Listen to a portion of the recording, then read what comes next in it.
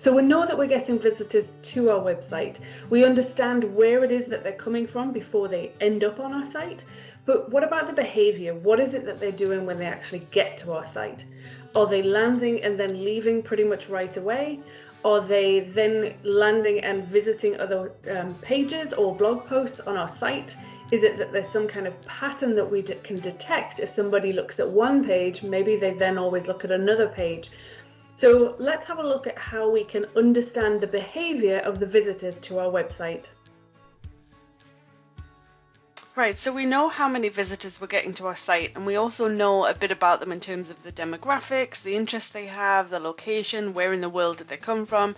We also know how we acquired them, whether that was from a referral site, a social media post, or basically some organic searches that someone's done on Google.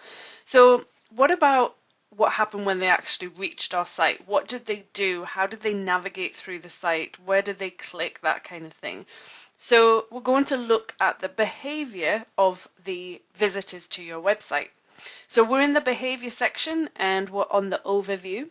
So the first thing that we're going to do is we're going to go ahead and add in a couple of other segments. So at the minute we are looking at all users. So if we click on add segment from the top, and then what we can do is we can say, well, let's look at new users and also let's look at returning users. So as it might sound, it's basically new people that have not come to your website before, and that's going to be based on the IP address, and then also returning users, so people that are coming back that we know have been to our site before. So I'm going to go ahead and I'm going to click apply. So what this is going to do is at the top here, we're going to be able to now see that we've got page views for all users in blue, new users in orange, and returning users in green. So we can see there our chart. So again, a nice sort of healthy mix in terms of new versus returning users. We've got a lot of new users, but also quite happy to see a lot of people coming back over time. Now, what we can then see is broken out here, the total number of page views for each of those segments, unique page views, average time on page, bounce rate, and the percentage in terms of the exit. So what we can see is that for returning users, the exit percentage is a lot lower, which is good. For the bounce rate, again, the returning users is a lot lower. New users, that's quite a bit higher in terms of the bounce rate. So people are coming, finding what they were looking for and just reading one post, or coming and saying, no, that's actually not what I was looking for, and then leaving right away. Now what we also have is we then get a breakdown to where we can see for each page, we get the page views that we can see broken out by all users, new users, and returning users, so we see a little bit more information. Now if we go ahead and we click on site content, and we'll look at all pages. So now we can see further for each of those pages where we're seeing the average time on page, we're seeing the entrance, the bounce rate, exit, and page value. So we're seeing information broken out by each of these pages that people have actually gone to. So we can then get a much greater understanding of which content is the most popular, so what are people actually going to.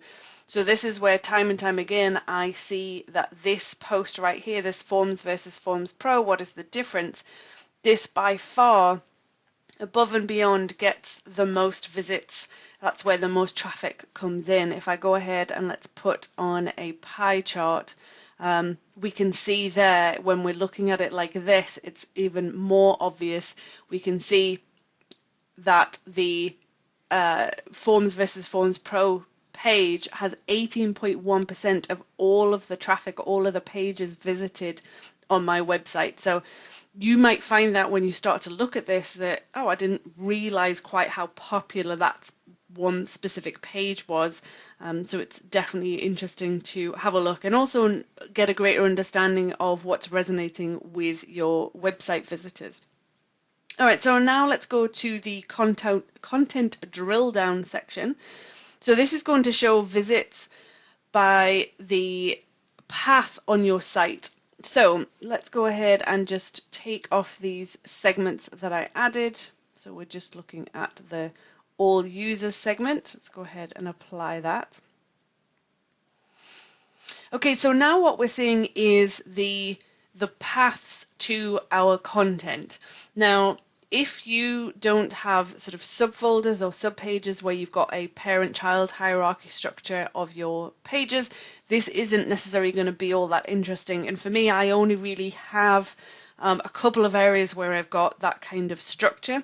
One of those is with the categories that I use on my blog posts.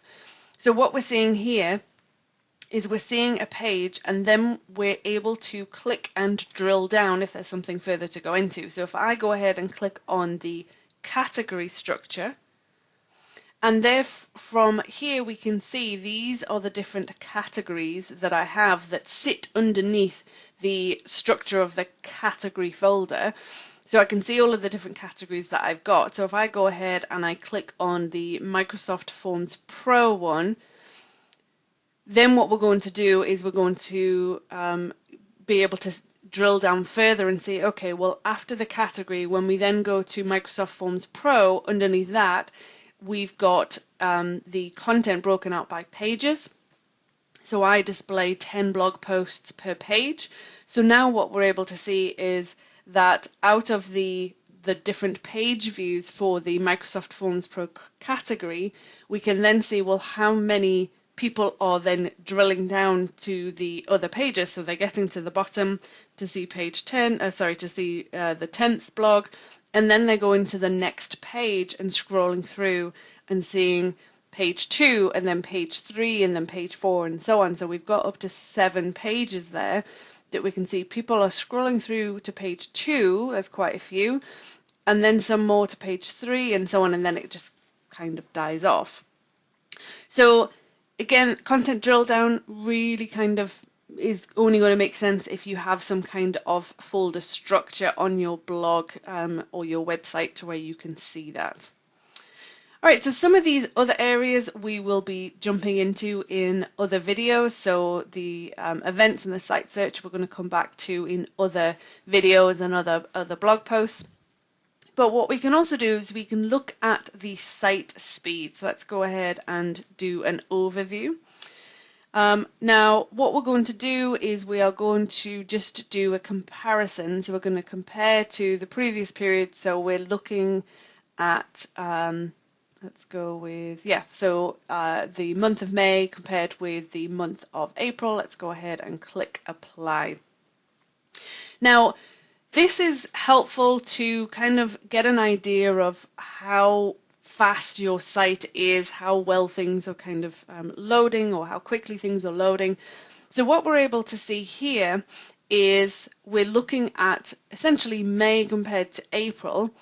So May is the blue and then we've got essentially April in orange.